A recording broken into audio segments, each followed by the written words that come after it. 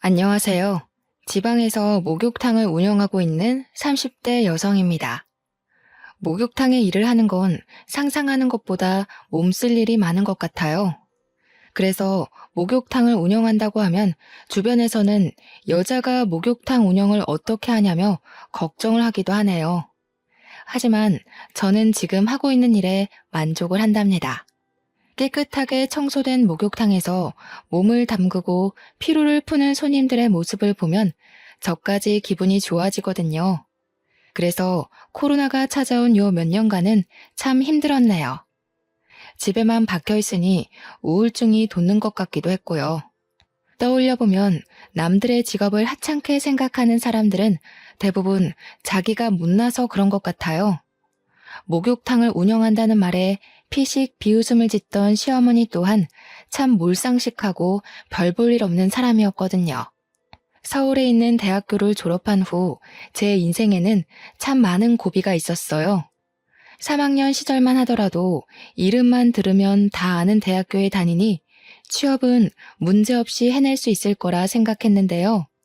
그건 큰 착각이었더군요. 서류를 내는 기업마다 낙방을 하고 실패의 고비를 마시니 그제서야 취업이 얼마나 힘든 일인지 알게 되었죠. 꼭 붙을 거라 예상했던 회사의 최종 면접에서 낙방을 하자 자존심은 가뭄만 밑바닥처럼 말라버렸습니다. 그래서 서울에서의 모든 생활을 접고 부모님이 계신 지방으로 내려가게 되었죠. 지방으로 내려온 후에는 부모님과 함께 있어서인지 마음이 편해졌어요. 아침 일찍 일어나 목욕탕 청소를 하고 카운터를 볼 때면 서울에서는 느낄 수 없던 여유를 만끽할 수 있었거든요. 말일만 되면 부모님이 주시는 용돈을 받을 때면 부모님의 곁에서 평생 이렇게 살고 싶다는 생각까지 할 정도로 목욕탕에서 있는 일상은 참 마음에 들었습니다. 목욕탕을 출근한 지 한 달이 될 즈음 저는 가장 중요한 인연을 만나게 되었어요. 바로 남편이었습니다. 목욕탕 집 딸이라고 하면 사람들의 반응은 두 가지로 갈렸어요. 아직도 목욕탕을 운영하냐면서 칭찬을 하는 사람과 시대에 뒤처져서 전망도 없는 일에 매달린다고 하는 사람 말이에요. 남편은 이 중 후자에 해당되었습니다. 목욕탕에 처음 온 날 남편은 젊은 사람이 카운터에 앉아 있는 것을 신기하게 생각한 듯 보였어요. 그리고 목욕탕에 출근 도장을 찍은 지 일주일이 되어갈 때쯤 조심스레 카운터 테이블을 두드리며 말을 걸어왔죠. 애초에 속사정을 숨길 생각도 없었기에 있는 사실 그대로를 말해주었습니다. 취업에 실패한 것과 죽을 것 같이 힘들어 부모님이 운영하는 목욕탕 일을 도와주면서 시간을 보내고 있는 것까지요. 그랬더니 남편은 큰 상심을 했음에도 다시 자신이 할 일을 찾는 것 자체가 대단하다며 오히려 칭찬을 해주었습니다. 그런 남편의 모습은 정말 의외였어요. 다른 사람들 같았으면 대학교까지 나와 목욕탕 일이나 돕는 저를 꾸짖었겠지만 남편은 오히려 대단하다며 엄지를 치켜 세워줬으니까요. 그 한마디에 그만 남편에게 마음을 빼앗겨 버렸죠. 그렇게 시간이 지나고 저희는 투명한 칸막이를 두고 이야기를 나누는 날들이 많아졌어요. 시골에서 젊은 사람을 보는 건 흔치 않은 일인 거잖아요. 박사 학위를 받은 남편은 지방 대학교에서 시간 강사로 일을 하고 있다고 했습니다. 남편은 학생을 가르치는 일이 얼마나 힘든지 푸념하기도 하고 교수가 될 수 있을지 없을지에 대한 걱정도 털어놓았는데요. 힘들었을 텐데 포기하지 않고 꾸준하게 노력하는 남편의 모습은 참 멋있게 느껴지더라고요. 그래서 만난 지 얼마 안 되었지만 마음을 열고 연애를 시작했던 것 같네요.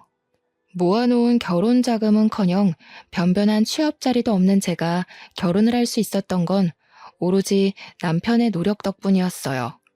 프로포즈를 하며 반지를 끼워줄 때 모아놓은 돈이 없다며 거부를 했는데요. 오히려 남편은 자신이 더 열심히 돈을 벌면 된다며 맨몸으로도 좋으니 결혼만 해달라고 하더군요. 미안한 마음에 계속 밀어냈지만 남편은 그때마다 안심을 시키듯이 등을 두드려 주었고 그런 남편의 모습에 다시 한번 반해 만남을 이어갔네요. 그리고 연애를 한 지 1년 후 저희는 부부가 되었습니다. 취업은커녕 결혼 자금조차 모으지 못한 상태로 결혼할 수 있었던 것은 오로지 남편의 노력 덕분이었어요. 남편에 비해 너무나 부족한 걸 알기에 밀어냈지만 남편은 자신이 모아놓은 돈이 있으니 아무 걱정하지 말고 결혼 준비를 하자고 했는데요. 그 말이 진실이든 아니든 참 감동적이었죠. 무엇이든 자기가 다 책임진다는 게 쉬운 일이 아닌 거잖아요. 그래서 남편을 믿기로 굳게 마음을 먹었어요. 결혼 준비를 하면서 알게 된 사실은 시부모님이 굉장한 부자라는 사실이었습니다. 검사로 일하던 시아버지께서는 은퇴 후 이름만 대면 알만한 로펌으로 이직을 하셨고, 시어머니께서는 시아버지의 명의의 건물을 관리하면서 취미로는 그림을 그린다고 하시더군요. 남편이 있는 집 자식이라는 것을 알게 되자 부모님께서는 오히려 걱정을 하며 발만 동동 구르셨어요. 목욕탕을 하는 저희 집을 이해하지 못할 거라면서요. 어머니께서는 걱정으로 밤잠까지 설치시며 남편과의 결혼을 말리셨죠. 시어머니께서 고된 시집살이를 시킬 거라면서요. 부모님의 반대는 심했지만 그럼에도 남편과 결혼을 하고 싶었습니다. 어떤 일이 닥쳐온다고 해도 남편과 함께하고 싶었는걸요. 솔직히 고민이 되는 것은 사실이었어요. 하지만 시부모님께서는 제 생각과 달리 환한 얼굴로 저를 맞아주셨죠. 한술 더 떠 시아버지께서는 만나는 여자가 없어 걱정이었는데 이렇게 예쁜 며느리감을 데리고 왔다면서 기뻐하셨습니다. 그렇게 시부모님의 배려와 남편의 사랑 덕분에 분에 넘치는 결혼식을 하게 되었어요. 결혼 후 남편과 함께 다시 서울로 올라오게 되었죠. 그동안 지방대학교에서 일하던 시간 강사 기간이 끝났거든요. 서울에서 올라온 후로는 시댁에서 살게 되었는데요. 시부모님의 배려 덕분인지 참 편안한 일상을 보낼 수 있었네요. 시아버지께서는 무뚝뚝하기는 했지만 퇴근을 하실 때면 제가 좋아하는 맛의 치킨을 사다 주셨어요. 부모님보다 더 신경을 써주시니 너무 감사하면서도 한편으로는 돈만 먹는 돈벌레가 된 것 같아 기분이 썩 좋지는 않았습니다. 그래서 그림 작업에 열중하고 있는 시어머니를 대신해 집안일을 하려 옷소매를 걷어붙였죠. 하지만 설거지라도 할라치면 작업실에서 뛰어나온 시어머니께서는 그마저도 못하게 하셨어요. 집안일을 하는 가정부도 따로 있는데 왜 몸상하게 일을 하냐면서요. 시어머니의 만류에 집에서 할 수 있는 것이라고는 책을 보거나 먹은 것을 설거지통에 가져다 놓는 일뿐이었어요. 잘해주려고 노력하는 시부모님이나 교수 준비로 바쁜 남편에게는 말할 수 없었기에 친구들에게 푸념을 늘어놓는 시간이 점점 더 길어졌죠. 하지만 친구들은 이런 고충을 잘 이해하지 못하는 것 같았어요. 오히려 시집살이를 하는 자신을 놀리냐며 더러 화를 낼 뿐이었죠. 이렇다 보니 어디서 말도 못하고 속으로만 끙끙 앓는 날이 점점 늘어났습니다. 오죽하면 밖으로 나가 편의점 아르바이트라도 해야 하나 생각을 할 정도로요. 그러던 중 시댁 식구들이 모두 외출을 하고 가정부 아줌마와 둘이 남은 날이었습니다. 같이 모여 그릇 정리를 하던 중 가정부 아줌마께서는 어쩌다가 이런 집에 시집을 왔냐면서 걱정을 하셨어요. 가정부 아줌마의 말에 오히려 너무 잘해주셔서 몸둘 바를 모르겠다고 답을 했는데요. 아줌마는 한숨을 푹푹 내쉬면서 힘겹게 입을 여셨네요. 내가 먹고 사는 게 팍팍해서 이 집안 식구들 비밀은 일 그만두는 날까지 입 꾹 닫고 있으려고 했는데 새댁이 아무것도 모르고 시집을 온 것 같아서 가만두면 혼자서만 바보 되는 건데 그래도 기본적인 건 알고 있어야 되지 않겠어요? 사실 이 집 도련님 새댁한테 2번째 장가 드신 거예요. 네? 그게 도대체 무슨 말씀이세요? 닫고 있던 그릇을 놓칠 뻔한 것은 간신히 붙잡았지만 2번째 장가라는 한마디에 정신은 이미 몸 밖으로 빠져나간 상태였죠. 그러자 가정부 아줌마는 답답하다는 듯 들고 있던 접시를 소리가 날 정도로 세게 내려놓으시더군요. 무슨 말이긴, 돌연 이혼하고 새댁한테 새 장가 들었다는 말이지. 도련님한테 대학교 때부터 사귀던 여자친구가 있었는데 사모님께서 탐탁지 않게 생각했거든요.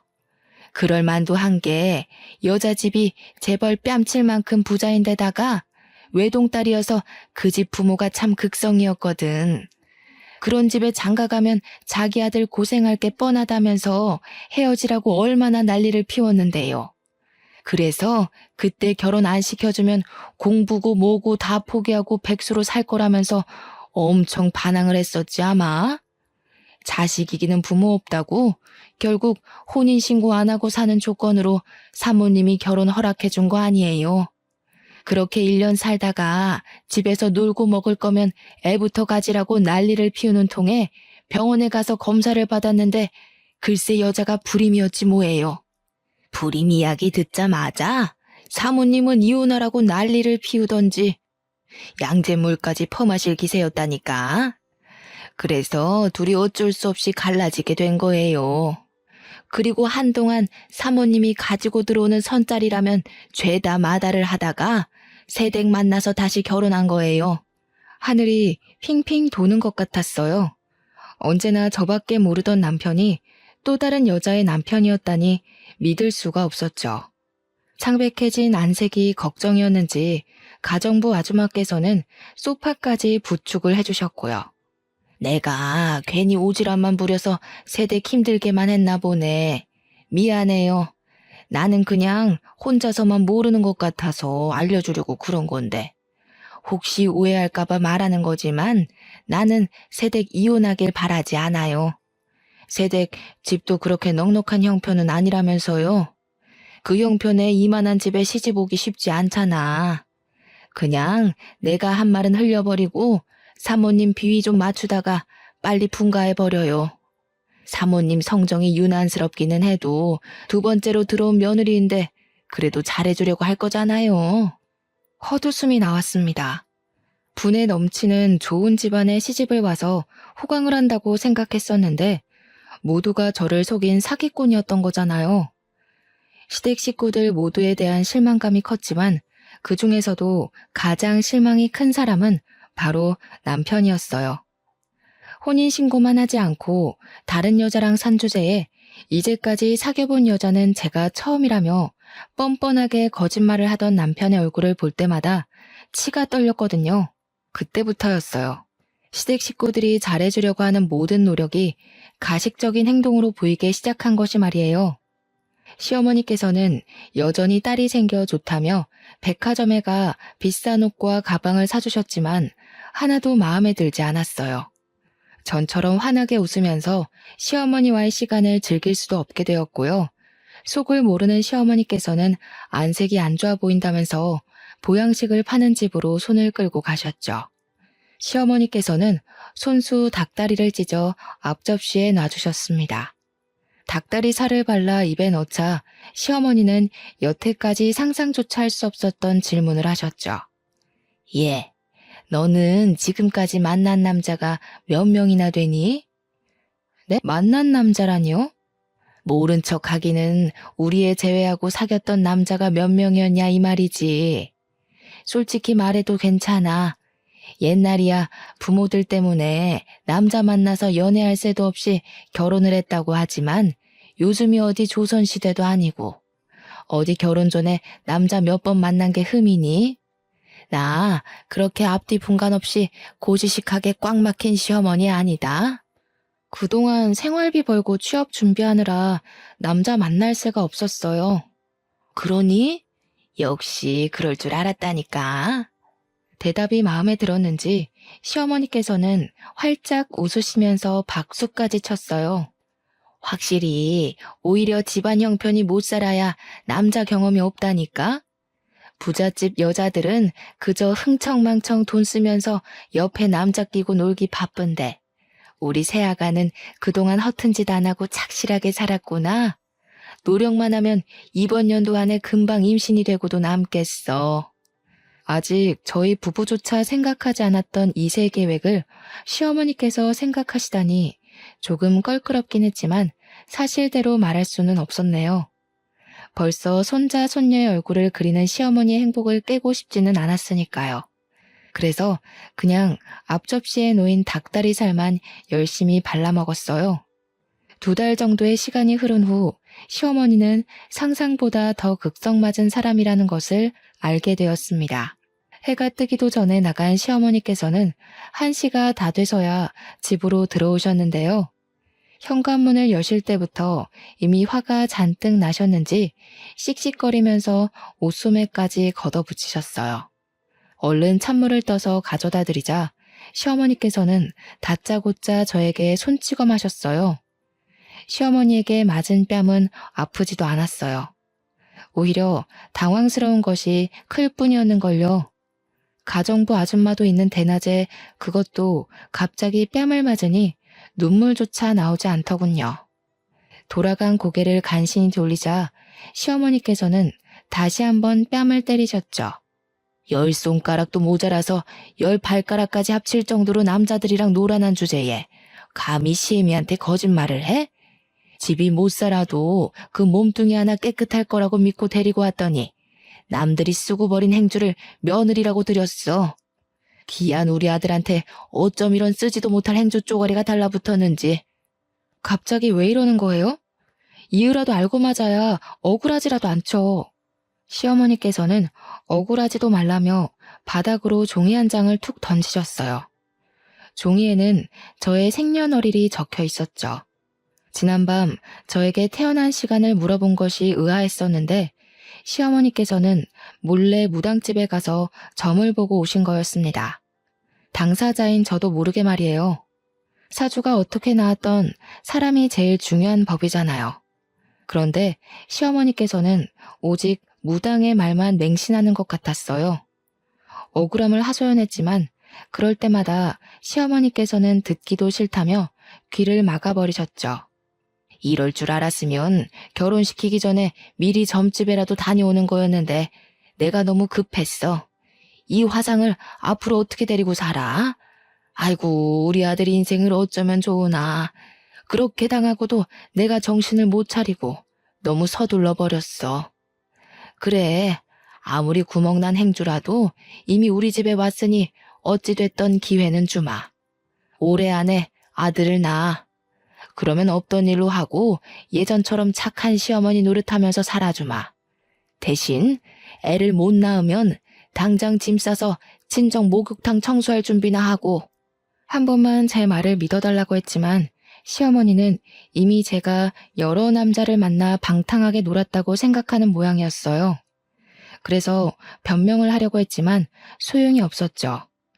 해명을 하려고 해도 시어머니께서는 저를 멀리 하셨거든요. 다른 식구들이 있을 때는 전과 똑같이 행동했지만 식구들이 출근을 하면 작업실에 콕 박혀 아예 한마디도 걸지 않으셨습니다. 다시 시어머니와 잘 지내보려 과일을 깎아서 가고 손수 물감 정리도 해보았지만 그런 노력들은 다 헛수고였네요. 쓸데없는 짓 할 시간에 어떻게 하면 애를 뵐지나 생각해라. 아유, 괜히 똥 묻은 개를 주워와서 내가 무슨 고생인지 모르겠다. 자기 똥도 못 닦는 개를 어디다가 쓴다고. 시어머니는 아기를 낳을 때까지 말도 걸지 말라며 경고를 하셨어요. 점점 심해지는 시어머니의 행동에 결국 남편에게 모든 것을 털어놓게 되었습니다. 남편은 분명 든든하게 제 편을 들어줄 거라고 믿어 의심치 않았죠. 그런데 이야기를 듣자마자 남편은 인상부터 찡그리더라고요. 가뜩이나 요즘에 교수 준비 때문에 바빠 죽겠는데 내가 이런 사소한 일까지 신경 써야 돼? 당신이 우리 집에서 하는 게 뭐가 있는데 우리 엄마가 다른 집처럼 빨래며 설거지하라고 윽박지르면서 시집살이를 시키기를 해. 아니면 나가서 돈이나 벌어오라고 내가 당신을 닥달하기를 해. 그냥 집에서 쉬면서 어머니 비위 맞춰드리기만 하면 되잖아. 그게 그렇게 어려워? 잠깐씩 식구들 비위만 맞춰줘서 돈 100만 원은 우습게 받을 텐데 그거 하나를 못해서 자기 복을 발로 차요. 이럴 줄 알았으면 너랑 결혼하는 게 아니었는데. 기본적인 소통이 돼야 비위를 맞춰드리던 뭐든 하지. 아기 낳기 전까지는 나랑 말도 안 하겠다는 어머니한테 내가 무슨 비위를 맞춰드리고 무슨 돈을 받겠어. 그래도 당신은 아들이니까 가서 나 대신에 한마디만 해주면 되잖아. 집사람, 발랑 까진 사람처럼 돌아다니지도 않았고 집에서 열심히 공부하고 일만 했다고.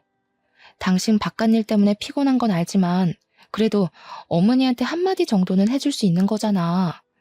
나 이대로 가다가는 애 낳기도 전에 산송장처럼 죽어갈 것 같아. 애원했지만 남편은 콧방귀만 낄 뿐이었습니다. 그러면서 남편은 아무렇지 않게 툭 말을 던졌죠. 당신이 그 공부를 혼자서 열심히 했을지 전 남자친구 집에서 열심히 했을지는 나도 모르지. 내가 서울에 있을 때부터 당신을 안 것도 아니고 막말로 나한테 비밀로 하고 다른 남자들 끼고 놀았을 수도 있는 거잖아. 당신도 찔리는 게 있으니까 엄마한테 해명도 못하고 나한테 와서 해결해달라고 난리치는 거 아니야? 그렇게 당당하면 당신이 어머니한테 직접 말을 해도 되는 거잖아. 나도 참 이럴 줄 알았으면 과거 조사라도 싹 해보고 결혼하는 건데. 내가 공부만 하느라 여자보는 눈이 없어서 그냥 결혼을 해버렸네.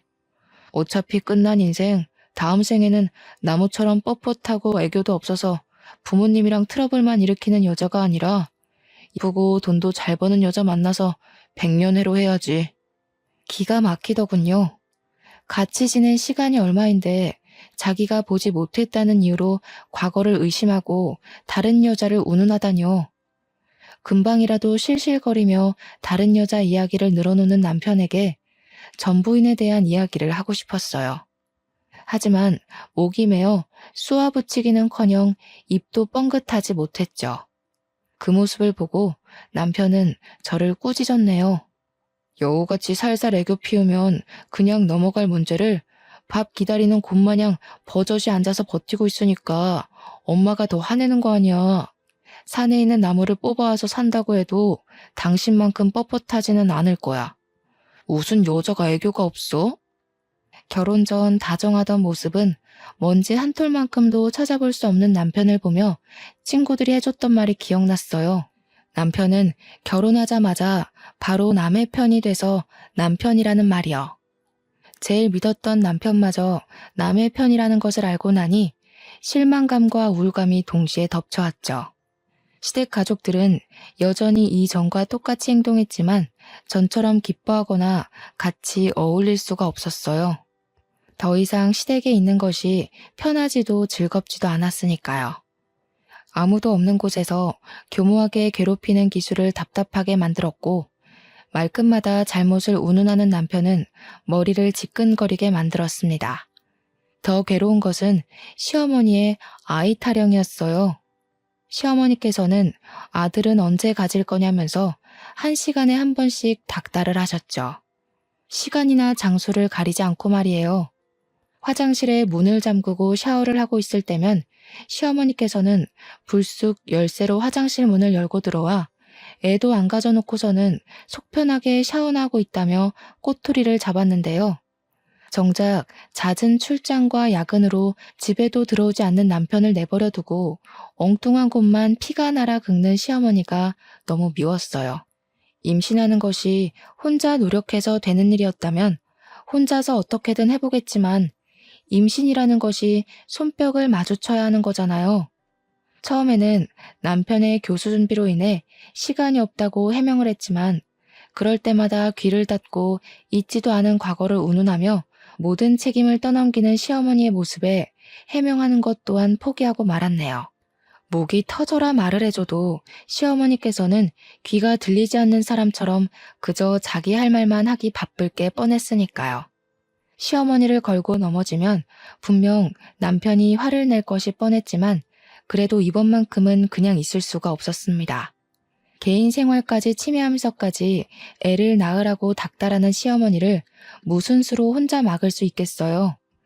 그래서 12시가 넘어서야 집에 들어온 남편을 화장대에 앉히고 이야기를 했죠. 아이를 갖자고요. 당신 그 머리 말이야. 왜 달고 다니는 거야? 사람이면 최소한 생각을 하고 다녀야지. 지금 교수 임용이 얼마 남지도 않았는데 다짜고짜 애부터 갖자고 하면 그건 생각 없는 거를 떠나서 아예 뇌가 없는 거 아닌가? 자꾸 시간이 남아 돌아서 헛소리나 하나 본데 그렇게 할 게 없으면 아주머니 도와서 집안일이라도 좀 해. 집에서 놀고 먹게 해줬더니 남편 말은 밟아서 꿈틀거리는 지렁이만큼도 생각 안 하는 것 같은데 그럴 거면 집에서 농땡이 부리지 말고 나가서 편의점 아르바이트를 하던 고깃집 불판을 갈던 해. 바쁜 사람 짜증나게 신경 긁지 말고. 서러워지더군요. 아무 생각 없이 아이를 갖자는 것도 아니고 시어머니의 등살 때문에 어쩔 수 없이 아이를 갖자고 한 건데 남편은 그것마저 못마땅하게 생각하는 듯 했어요. 이리저리 무시를 당하자 이럴 거면 차라리 결혼을 하지 말고 작은 회사로라도 취업을 할 거라면서 후회를 했죠. 일은 아무리 힘들어도 끝이 있는 법인데 남편에게 받는 무시나 시어머니에게 받는 스트레스는 억지로 인연을 잘라내기 전까지는 계속해서 이어지는 거니까요. 그래도 남편이 얼마나 교수를 하고 싶어 하는지 알았기에 꾹 참으며 시어머니의 잔소리를 견디고 견뎌냈습니다. 하지만 이런 노력에도 불구하고 남편은 보란 듯이 교수 준비해서 시원하게 미끄러지고 말았네요.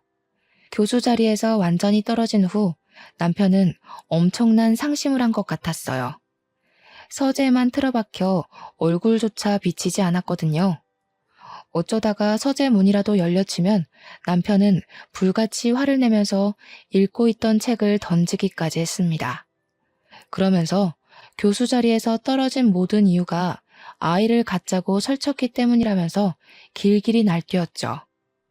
남편은 급기야 손찌검까지 하려고 했는데요. 배려 없는 남편의 행동을 보자 꾹 누르고 있던 울분이 터져나오더군요. 제발 그만 좀 해. 당신이야말로 그 잘난 머리로 한 번이라도 내가 왜 그랬는지 생각해보면 안 돼? 내가 미쳤다고 당신이 교수 준비하느라 바빠 죽는 거 뻔히 아는데 애가 짜고 미친년처럼 날뛰면서 바짓가랑이 붙잡았겠어? 사람이 왜 이렇게 눈치가 없어? 책만 보던 머리 조금만 굴려도 답이 금방 나오잖아. 출퇴근하는 이모님도 내가 어머님한테 애 못 낳는다고 구박받는 거 알더라. 근데 살 부대끼면서 사는 당신은 도대체 왜 몰라? 아예 나한테 관심이 없어서 그런 거 아니야? 이럴 거면 차라리 혼자 책이나 보면서 조용히 살지. 왜 애꿎은 나를 당신 집안에 끌어들여서 잘 살고 있는 인생을 멋대로 망치냐고.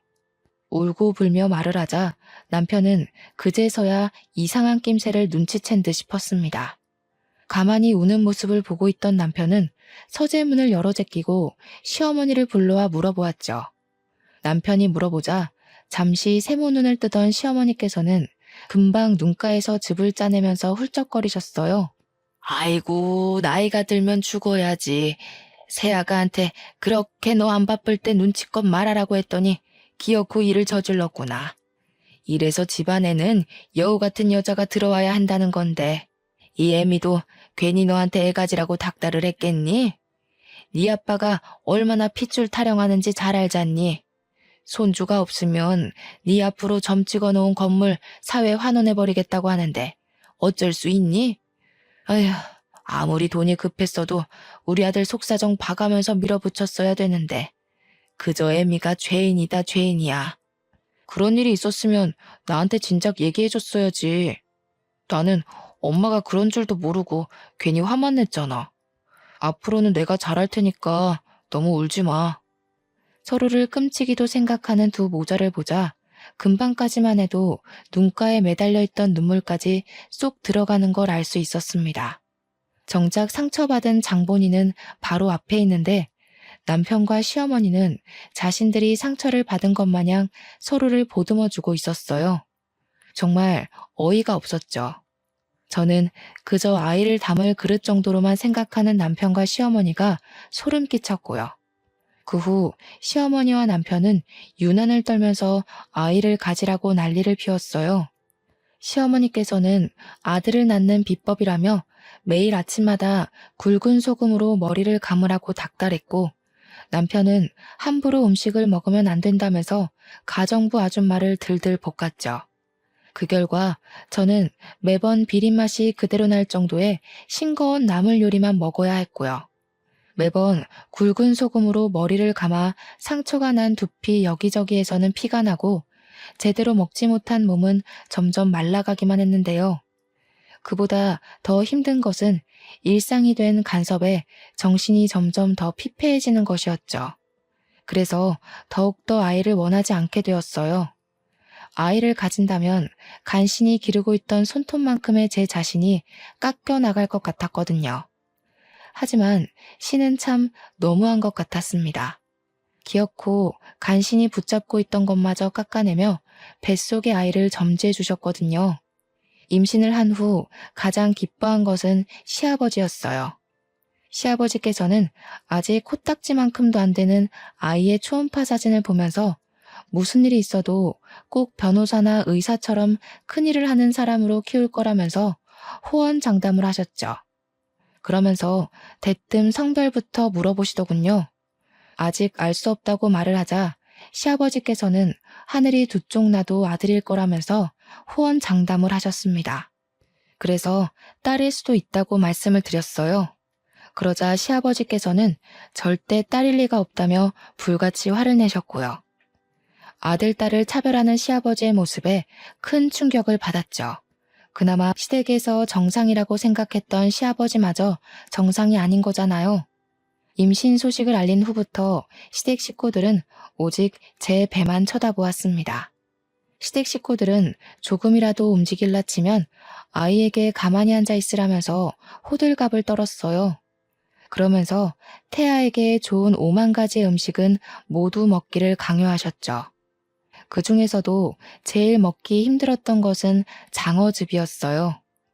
입덧으로 물냄새만 맡아도 구역질이 올라오는 상태에서 역하고 비리기까지 한 장어즙을 먹으라고 하는 것은 고문과도 같았죠. 다른 것은 그나마 코를 막고 먹을 수라도 있었지만 장어즙은 코를 막아도 역한 냄새가 입안에 감돌았기에 절대 먹을 수가 없었죠.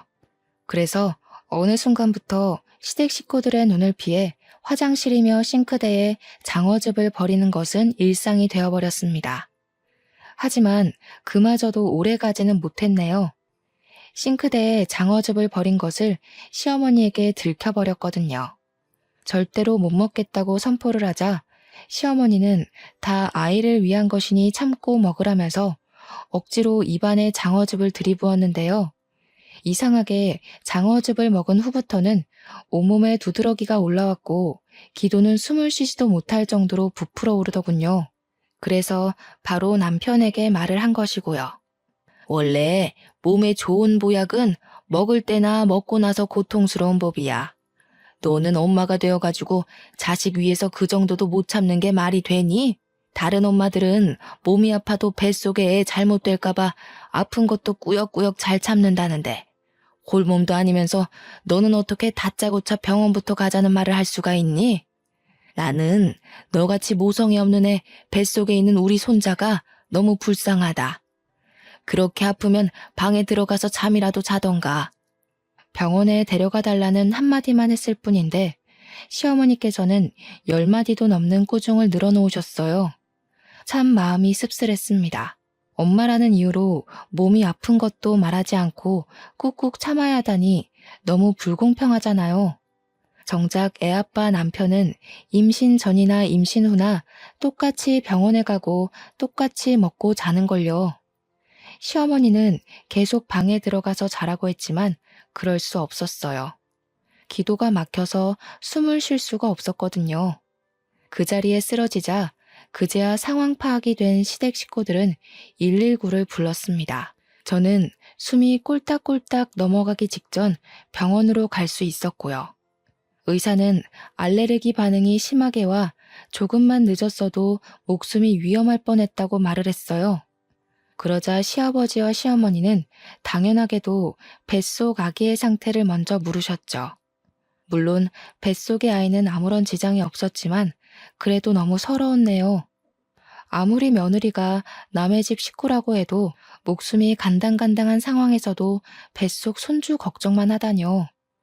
시어머니는 응급실 소동이 있은 후에도 계속해서 장어즙을 권했습니다. 뱃속 아기를 위해서는 조금만 더 참으라면서요. 그래서 처음으로 시어머니에게 언성을 높이며 못 먹겠다고 말을 했죠. 어디 버르장머리 없이 시애미한테 대들어. 임신했다고 떠받들어주니 네가 아주 시부모 머리 꼭대기에 올라가려고 하는구나. 그런데 갑자기 가만히 있던 시아버지가 버럭 화를 내시더군요. 당황스러웠습니다. 정작 잘못은 시어머니가 먼저 했는데 며느리라는 이유로 이렇게 시댁 식구들의 화풀이 도구가 되다니요. 처음에는 당황스러웠지만 남편의 말을 듣고 나니 시아버지께서 왜 그렇게 시어머니에게 쩔쩔매시는지 알겠더라고요. 시아버지께서도 처음에는 부자가 아닌 평범한 집안의 아들이었다고 했습니다. 오히려 부모님이 일찍 돌아가셔서 부자는커녕 어려운 형편 속에서 공부를 하고 학교를 다녔죠. 그러던 중 시아버지의 부동산 투자로 성공을 하고 그때부터 집안에 돈이 들어왔다고 해요. 시아버지께서도 형 옆에서 도움을 많이 받았고요. 그러다 시아버지의 형은 말년에 뇌졸중으로 쓰러지시고 아예 거동을 못 하셨는데요. 아내 되는 분은 병간호를 하기 싫다면서 아픈 남편을 버리고 야반 도주를 했죠. 그때 시어머니께서는 도망간 아내분을 대신해 지극정성으로 시아버지의 형을 간호한 것이었습니다. 그 모습에 감동한 시아버지께서도 돌아가시기 직전 모든 재산을 증여해 주신 거고요. 자식이 없었기에 가능한 일이었습니다. 시아버지께서는 이 집에서 붙어 살고 싶으면 시어머니가 하는 모든 말에 복종하면서 살라고 했어요. 그 말을 듣는데 참 원통하더군요. 그때 깨달았죠. 아무리 노력해도 저는 아이를 낳아주는 객식구일 뿐 진짜 가족은 되지 못하겠구나 하고요. 그래서 착한 며느리를 그만두기로 결심했습니다. 어차피 아무리 잘해보려 노력해도 돌아오는 것은 아무것도 없으니까요. 휴식이 필요하다는 이유로 친정에 가겠다고 선포를 했는데요. 처음에는 개거품을 물면서 반대하던 시아버지와 시어머니도 뱃속의 아이가 딸이라는 말을 하자 언제 난리를 피웠냐는 듯 흔쾌히 다녀오라고 말을 하더군요. 친정에 간 후로는 처녀 때와 똑같은 일상을 보냈어요. 아침 일찍 일어나 부모님의 일손을 도운 후 목욕탕 카운터에서 계산을 하고 수건과 번호키를 나눠주었죠. 시댁에 있을 때와는 비교할 수 없을 정도로 몸을 움직이는 일들이 많았지만 정신만은 그 어느 때와 비교할 수 없을 정도로 편안했습니다. 그러던 중 언제부턴가 노숙자 한 명이 목욕탕 앞을 서성거리며 왔다 갔다 거렸어요. 처음에는 그냥 넘어갔지만 일주일 넘도록 목욕탕 앞에서 기웃거리다 보니 호기심이 들었죠. 그래서 왜 목욕탕 앞을 서성거리냐고 물어본 것이고요.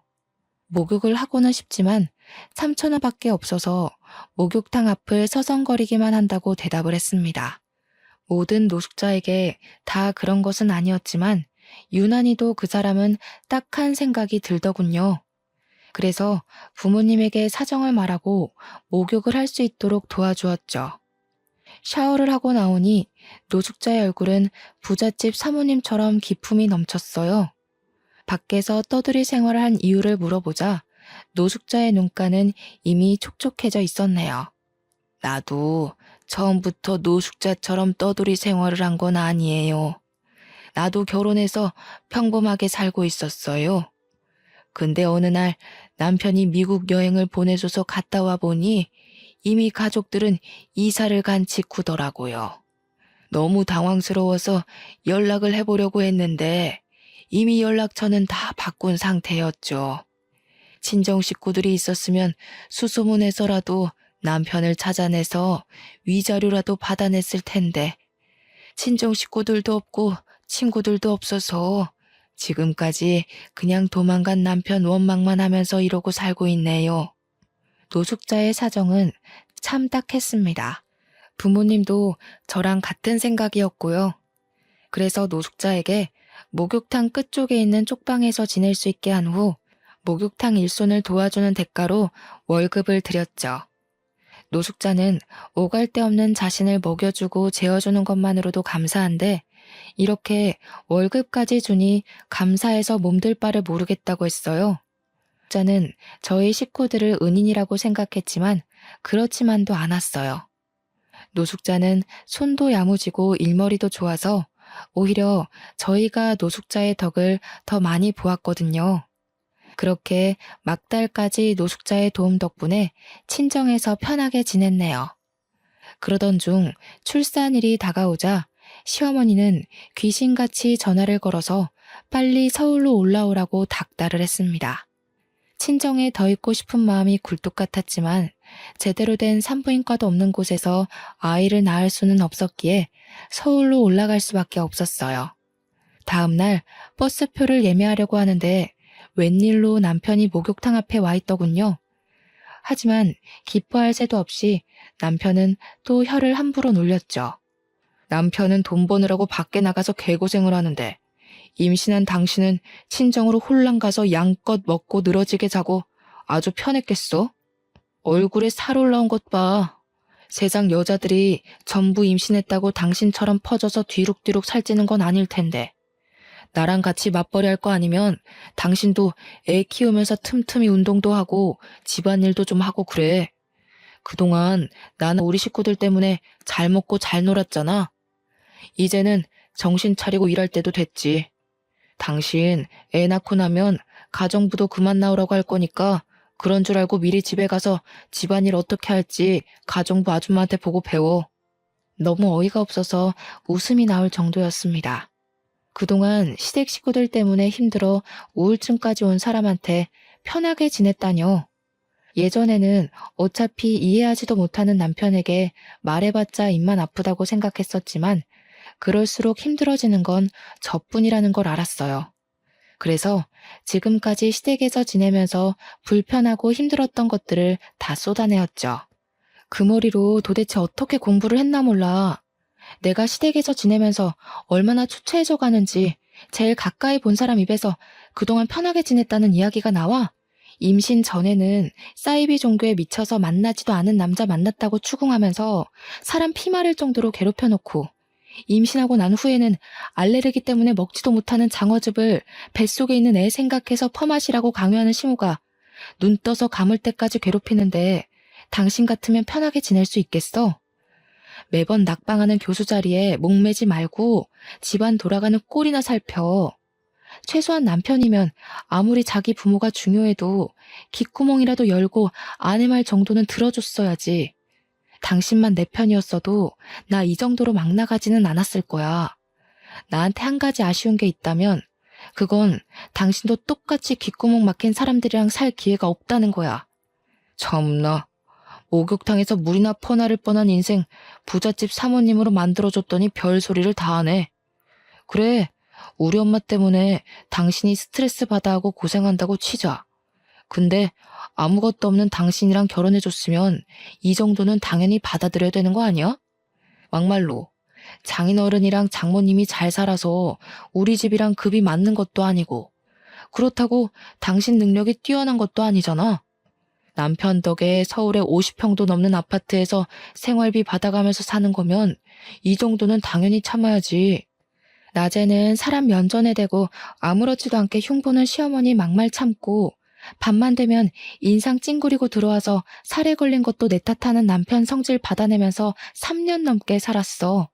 근데도 내가 더 참아야 할 게 있어? 나 어머니랑 당신 얼굴만 봐도 구역질이 나서 시댁에 있는 동안 밥 한 술도 마음대로 못 먹으면서 살았어. 잘난 당신이랑 어머니 비위 맞추느라. 내가 목욕탕 집 딸인 게 당신네 식구들 욕바가지 될 정도로 잘못된 일인 거야? 애초에 이럴 거면 결혼하자는 말을 꺼내질 말던가. 이제야 말하는 거지만 나야말로 당신 인생 구제해준 거 아닌가? 이혼해서 쳐다도 안 보는 별 볼 일 없는 남자랑 살아준 거잖아. 제발 어머니 치마폭에 안겨서 현실인지 망상인지 구별도 못하고 살지 말고 현실을 좀 봐. 나니까 그동안 당신네 식구들 비위 맞추면서 살아준 거지. 다른 여자 데려왔어 봐. 금방 도망가다 못해 어머니한테 피해 보상금 내놓으라면서 바락바락 대들기까지 했을걸? 이혼 이야기가 나오자 남편은 당황하는 눈치였어요. 그럴 수밖에 없었죠. 시어머니나 시아버지도 남편의 이혼에 대해서는 입도 뻥끗 안 했거든요. 이혼한 게 뭐? 내가 이혼을 20번이고 30번이고 했다고 쳐도 내세울 거라고는 달랑 낡아 빠진 목욕탕밖에 없는 당신보다야 100배 1000배 나아. 결혼정보 회사만 가도 나랑 결혼하겠다고 줄 서는 여자가 널렸는데 당신은 나랑 이혼하면 재혼이나 제대로 할 수 있겠어? 재혼 상대가 남편 신경이나 긁는 쥐새끼인 줄 알았으면 나라도 밖에서 그냥 엄마가 뭐라고 떠들던 본처 데리고 사는 건데 조강지쳐 버리고 재혼한 내 잘못이지 누굴 탓하겠어? 이미 혼인신고까지 한 마당에 다시 과거로 돌아갈 수도 없으니까 당신은 그냥 내 옆에서 앞으로는 애엄마 노릇이나 하면서 쥐 죽은 듯이 살아. 자신이 이혼했음에도 잘못한 것을 아는 것은커녕 반성조차 안 하는 남편의 태도는 어이가 없었는데요. 더 기가 막힌 것은 남편의 행동이었습니다. 보통 사람이라면 아무리 화가 났다고 하더라도 임신 막달인 아내를 두고 혼자서만 차에 올라타지는 않을 거잖아요.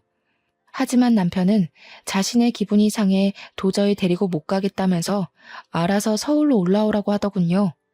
그러면서 정말로 차를 타고 혼자서 쌩하니 가버렸고요. 짐을 가지고 내려오던 어머니와 아버지께서는 흔적도 없이 사라진 남편에 대해 물으셨어요. 임신 전이었다면 전처럼 밝은 척 변명을 둘러댔겠지만 이제는 그럴 자신이 없었네요.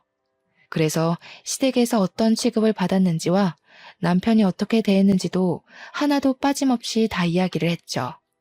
이야기를 전해 들은 부모님은 경악을 하셨습니다. 아무리 자신들이 잘 사는 집이라지만 귀한 남의 집딸을 종부리듯이 휘어잡는 게 말이 되냐면서요. 정말 서러웠어요. 어머니와 아버지께서는 한마음 한뜻으로 아이 때문에 참고 살지 말고 힘들면 언제든지 이혼해도 좋다고 말씀을 해주셨죠. 옆을 든든하게 지켜주시는 부모님을 보자 느껴졌어요. 이 세상에 내 편이 있다는 것이 얼마나 대단하고 마음 따뜻해지는 일인지 말이에요. 남편과 시댁 식구들이 저에게 한 짓은 용서받지 못할 정도로 나빴지만 아이는 낳아야 했기에 부모님과 같이 서울로 향했죠. 제대로 된 병원은커녕 산부인과도 없는 본가에서는 아이를 낳을 환경이 안 됐거든요. 아버지의 차를 타고 향하는 시골의 풍경은 참 슬프더군요. 빠르게 지나가는 나무들을 보면 울컥 눈물이 차오르기도 했고요. 그렇지만 울 수는 없었어요. 여기서 더 슬퍼했다가는 부모님뿐만 아니라 뱃속에 있는 아이에게도 참 미안한 일이니까요. 그래서 눈물을 꾹 참고 창가를 봤죠. 그런데 그때 집채만한 화물차가 바로 저희 앞으로 돌진을 했습니다. 아버지는 핸들을 꺾으며 화물차를 피해보려고 했지만 이미 화물차는 저희 앞으로 와 그대로 차를 들이박았어요. 손 쓸 틈도 없이 일어난 사고에 차에 타고 있던 모두가 속수무책으로 사고를 당할 수밖에 없었죠. 눈을 뜬 곳은 병원이었어요. 양옆으로는 시댁 식구들이 버티고 서 있더군요. 깜짝 놀라며 부모님의 안부를 묻자 시아버지께서는 부모님 모두 큰 부상 없이 입원을 했다고 말씀을 해주셨죠. 정말 다행이라고 생각하는데 이상하게도 아랫배가 너무 아프더라고요. 그래서 아이는 무사한 것이냐고 물어봤죠. 그러자 옆에 있던 남편은 우물쭈물하더니 아이는 유산됐다고 답을 했네요. 그깟 계집애 차라리 없는 게 나을지도 모른다. 아직 젊으니 병원에서 치료 잘 받고 몸조리하면 금방 또 가질 수 있을 게다. 이번에는 딸이었으니 다음에는 아들이겠지. 10달 동안 품고 있던 아이가 한순간에 없어졌다고 하니 참 마음이 복잡했어요. 남편과 시부모님에게 구박을 받을 때에는 서러웠고 부모님이 함께 교통사고를 당했을 때는 슬펐지만 아이를 잃은 감정은 말로 표현할 수가 없었네요. 정말 그 어떤 슬픔이 온다고 해도 이것보다 더한 것은 없다고 생각했죠. 저의 아픔을 알았는지 이번만큼은 시댁 식구들도 입을 꾹 다물고 있었습니다. 시아버지께서는 몸조리를 하라면서 5만 원짜리 지폐 다발을 내미셨어요.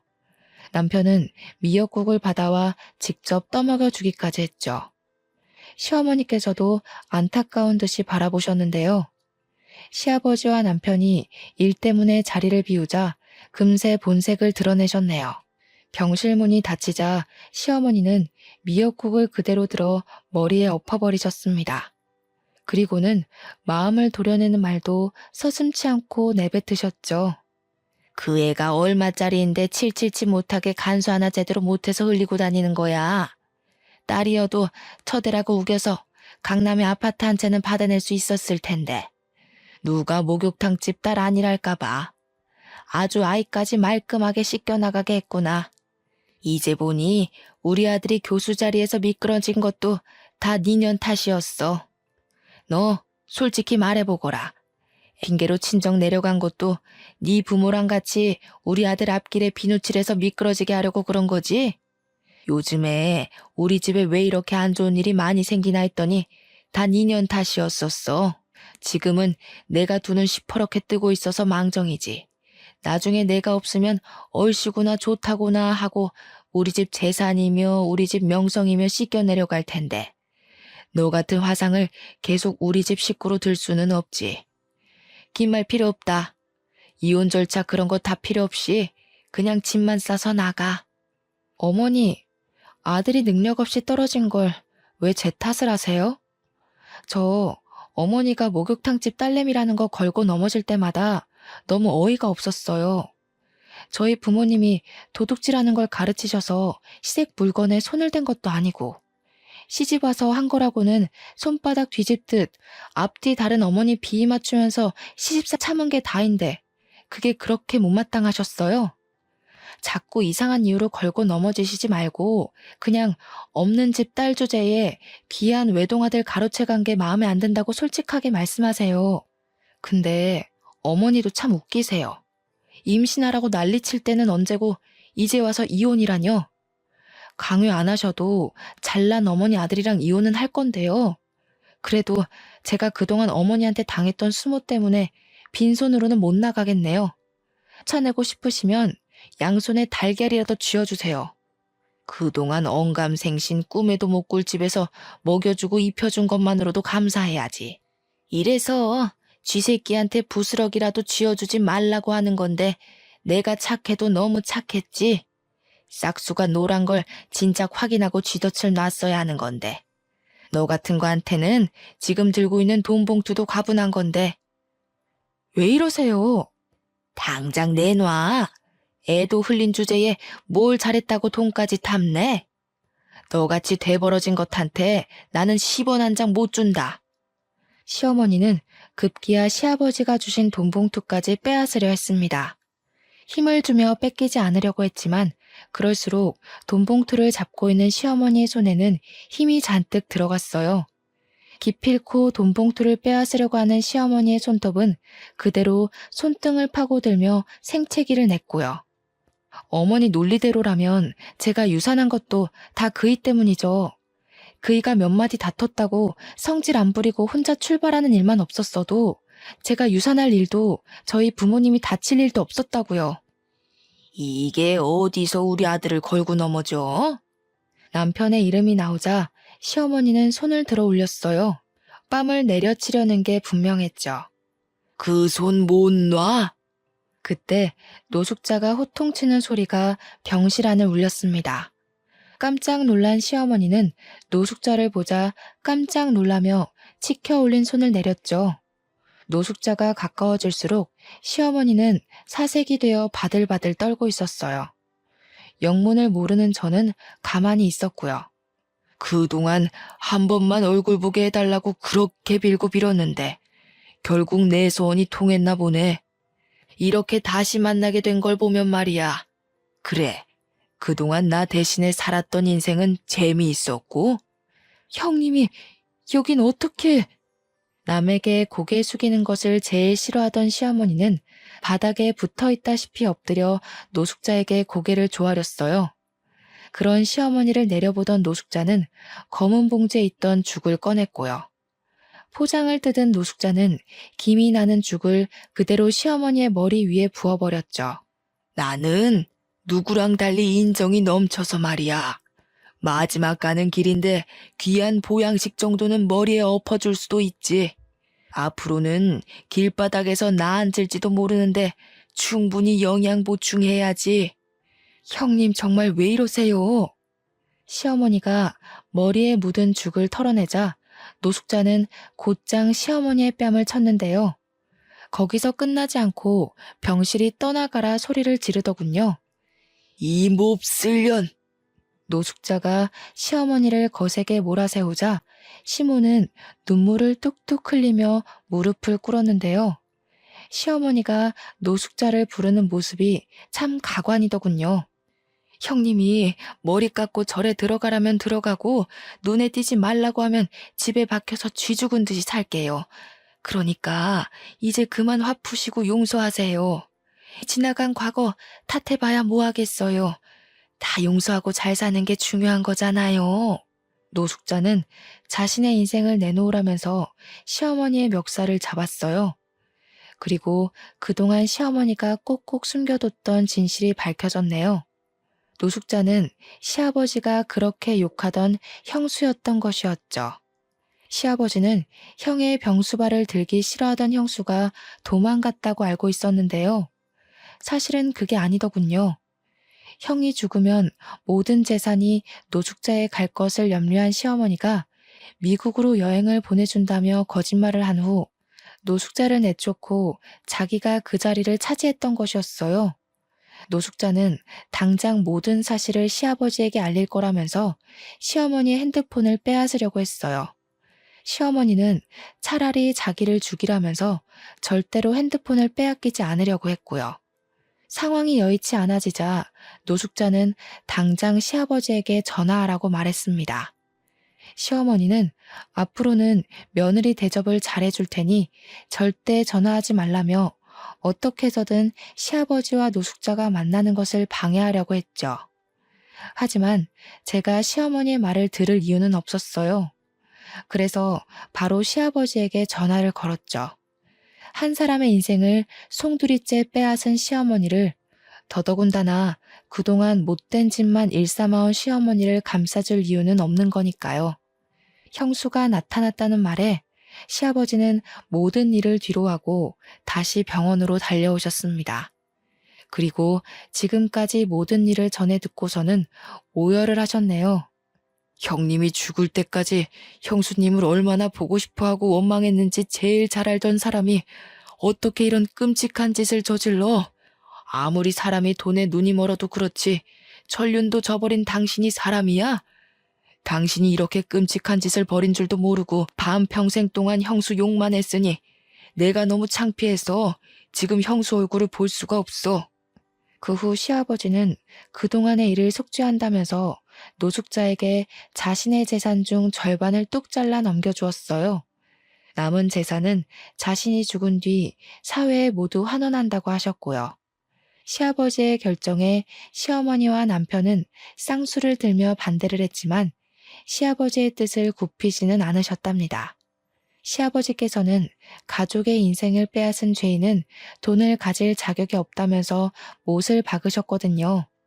결국 본전도 못 찾은 시어머니는 자리에 드러누웠고 시아버지의 재산만을 누리며 그동안 교수 준비도 게을리하던 남편은 한 입시학원의 국어 강사로 취업을 했네요. 일을 다니게 되자 남편은 먼저 사과를 해오더군요. 그동안 자신이 시어머니의 치마폭에 쌓여 아픔을 헤아리지 못했다면서요. 이번 일을 계기로 남편은 정말 자신이 무엇을 잘못했고 어떤 것을 바로잡아야 하는지 알게 된 것 같았지만 지금은 잠시 본가에 내려와 목욕탕 일을 도와드리고 있어요. 아직은 남편을 용서할 마음이 없거든요. 노숙자는 유산을 상속받은 후에도 계속 저희 부모님과 가깝게 지내면서 목욕탕 일을 도와주고 있는데요. 저희 가족들에게 보답을 하고 싶다면서 지방의 아파트를 한 채씩 사주었네요. 이런 걸 보면 신은 참 불공평한 것 같으면서도 공평한 것 같습니다. 권선징악에 대한 것이라면 더더욱요. 여러분께서는 저처럼 악한 사람을 만나지 않고 언제나 선한 사람만 만나며 평탄한 인생을 살길 바랄게요. 혹시라도 이미 악한 사람을 만나 마음고생을 하고 있다면 너무 걱정하지는 마시고요. 죄를 살아서 받을지 죽어서 받을지는 모르지만 다른 사람을 괴롭힌 악한 이들은 언제나 심판을 받게 되어 있거든요. 긴 사연 들어주신 여러분, 감사합니다.